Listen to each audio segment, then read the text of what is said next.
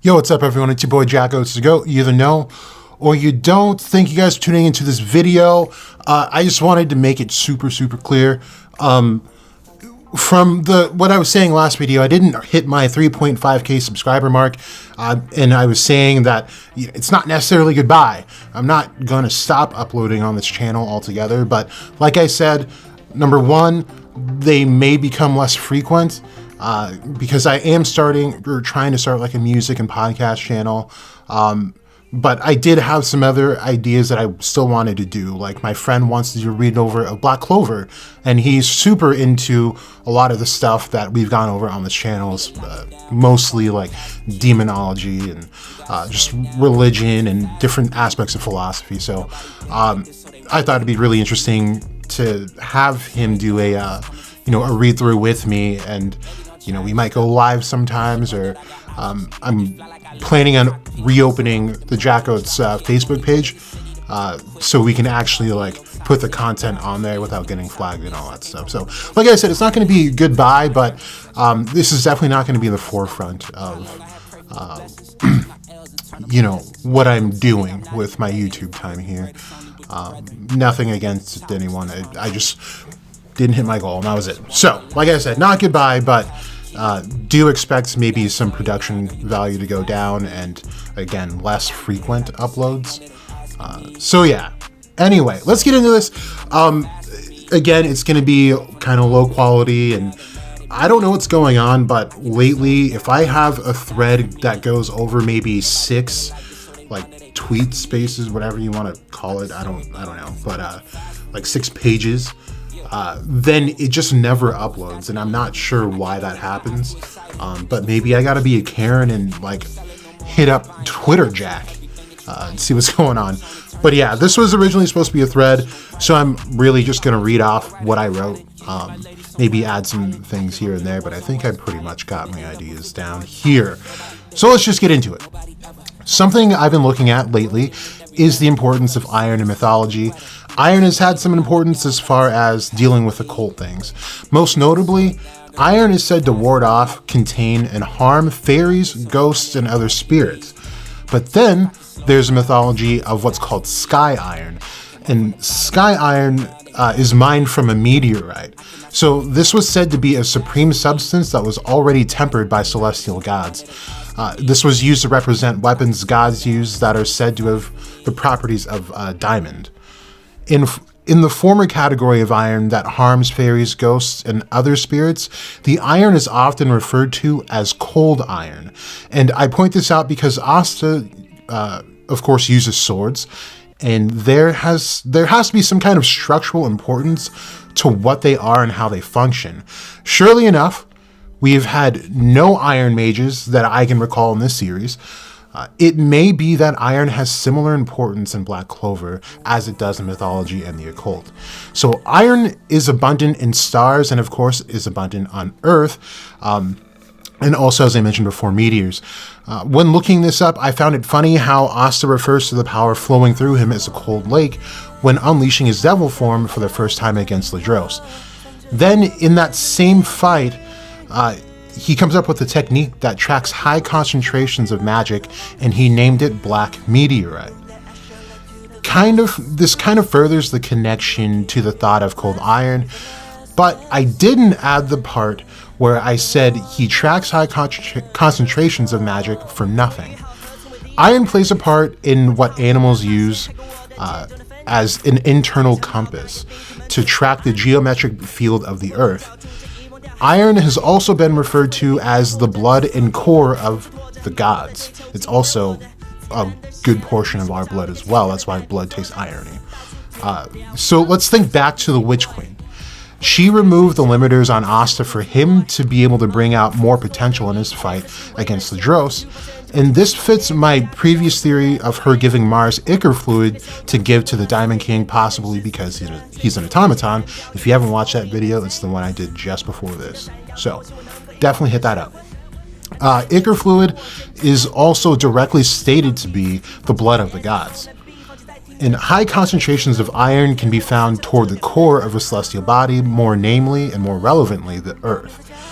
Then we have dwarves who were said to love or to live in underground or in caves, and were said to forge weapons for the gods. This fits the common thought of Asta's swords having been made by dwarves.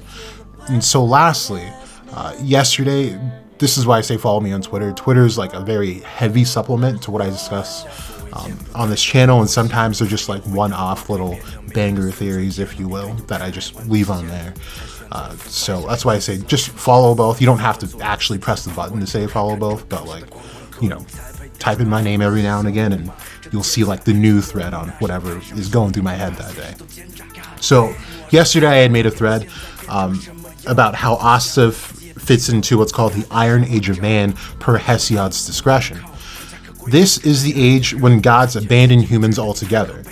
Previous to this, for those that didn't see that tweet, there started with the Golden Age, Silver Age, Bronze Age, then it goes off into the Heroic Age, and then lastly the Iron Age. So look that up. I did a pretty good like in-depth talk about it in several posts. But this is when the gods abandoned humans altogether, because before that in Heroic Age, the humans, actually they were more just in the Heroic Age. They were still kind of savage though. Before that, so in the Bronze Age, that's when humans were refusing to bow down to gods and were actually actively trying to bring them down. So Zeus ended that age himself. But yeah, anyway, they do go on to directly quote saying, there will be no help against evil anymore. These swords may be the only thing that can save them from otherworldly threats. Though there are no gods to help, there are still swords forged by the core and blood of gods that can help them. And the irony, if you see what I did there, because you spell irony I-R-O-N-Y, but like, you know, 4 out of the 5 letters spells out iron. Okay, you guys get it, bars. So, so the fact that he has swords and is the only one able to wield them is ironic, and that's because Asta is exactly who they were abandoning.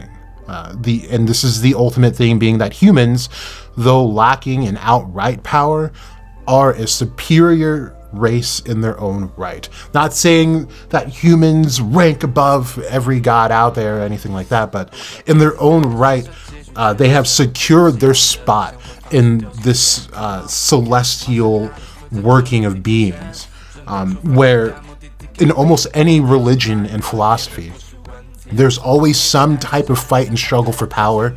And when humans were made, humans continuously fought and fought for their spot in the universe, in no matter what you're reading.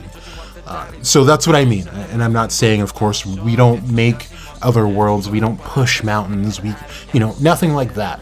But there's something about the human race that is constantly persevering through it all without special attributes. If people were going to write about us as, you know, in a legend or myth, you know, eons from now, they wouldn't have much to say as far as like, okay, these guys were like blowing up planets left and right, you know, they plucked out an eyeball and 5 gods were born. It's going to be nothing like that. But somehow we've made it as far as we have. And, you know, I really think this is the message. If this isn't what Tabata is going for, this is what I would hope to see in the series. Because to be acknowledged by gods, usually I would say, and I feel like I painted a pretty good picture in previous videos behind this thought, is that to be acknowledged by gods here, you would have mana. And, you know, some are more acknowledged than others. You know, we have Yuno versus Asta, who is completely shunned from God, in quotes, in this theory, or in this series. So, I would just say look back at some of my posts about the Iron Age and the Golden Age, because there is also some spiritual hybridization that, you know, involves Yuno and possibly even Asta. So look at that. I might throw another video out there about it. I don't know if it's completely worth it, but anyway, I hope you guys like this. Just all in all, I do feel like iron is going to come up to be something rather important. And I of course don't believe in coincidences when it comes to Tabata or anything really.